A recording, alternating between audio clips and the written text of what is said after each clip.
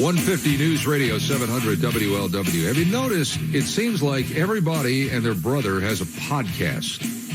iHeartMedia is one of the major podcast providers and generators in the entire world.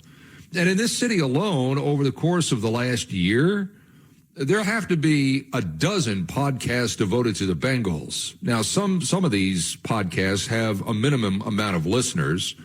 And the voices on a lot of these shows, not just the Bengals show, but a lot of shows that are on other podcasts, other genres. You got to be careful who you're listening to and the information being disseminated. But everybody, it seems, has a podcast. In fact, the advertising revenue for podcasting, we're told, will grow to $2 billion with a B dollars over the next year.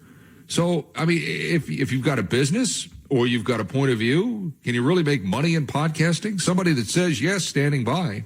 She is Xavier, and she is a podcasting expert, founder and CEO of the podcast space. Anna, how are you on this glorious Monday? Hi, I'm great. Thank you for having me. I'm very excited to be talking about podcasting. Yeah, I did a lot of podcasting initially when it first came out. To some success, not any great success. Can you make money if you've got a microphone, the ability to record your thoughts or your interviews, and then get it to someone who can disseminate it to the world? Is there money in that at all? Yes. So funny that you're saying that, because I did my first podcast. I produced my first podcast back in 2008.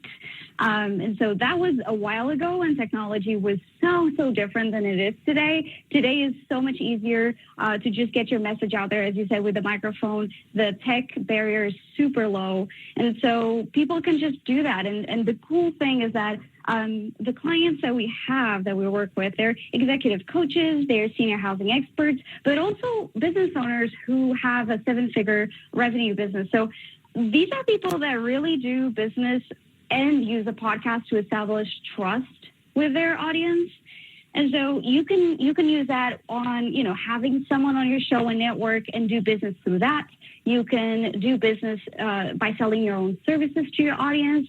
You can run ads on your show. Just last week, I was talking to someone who works in the wellness space, and she just has around 100 downloads per episode, roughly kind of on the low hundreds. And she said she had a tech company reach out to her. So you don't really need thousands of downloads to have to make money. So people understand that people tune in, as you were saying, that anyone can talk about anything. Yeah. So if anyone has an interest in that, there will be someone interested in that topic. And so that means that advertisers, companies looking to really reach an audience, they're going to be there for you. Yeah. So that's what's amazing. Well, it's a niche audience. If they know you're broadcasting about pottery, if you've got a show about pottery, okay, people that are of interest in that will be zoned in on that. So somebody that might make a material for pottery or has a store that wants to sell your goods, they can then target a very niche audience rather than in a typical broadcast like this. I get that. How difficult is it to start? You need a microphone, you need recording equipment, and then you need to get whatever you record to a point where everybody can download it. How expensive is it? Well, funny enough, it's actually not expensive. So you can get just a microphone under $100, and there's software, and this is incredible. For someone who's working radio like I have, now there's software that you can just download to your computer, and you actually edit a transcript instead of audio. So you don't even need the skill set to do that. You can just upload it to that software. It's very easy, very intuitive. And so within, I would say probably per month, under $100, you can really have your podcast out there. I mean, people already understand that they need to be on social media and they need to run ads, but sometimes you're running ads and, it's not enough. So when you have a podcast, you can really get your authenticity out there, your expertise out there. People will do business with you because I really understand that they know their stuff. So under $100 is totally doable. I mean, so you got a microphone, you got a software to record it on. It's on your computer. But how does it get from your computer out to where people can actually download it? There's got to be a mechanism for that. How does that happen? Yeah. So today there's again that software there, so you can edit and then connect it to podcast hosting platforms. So these platforms are just responsible for putting your podcast out there on Spotify, on Apple Podcasts, on iHeartRadio as well. Yeah. So these guys really make sure that it distributes. Let's just say that there's no YouTube of podcasting per se. There's not just one location that you submit it, but you can actually even submit your podcast to YouTube and make it easy for people to access it. So it's really about just researching the term podcast hosting platform. And there's so many. Sometimes you can even just start for free. And so it's one click. You upload your audio, you upload your titles, you upload your description, and they really do everything for you. It's not, you don't even need to code, but that's what's really nice.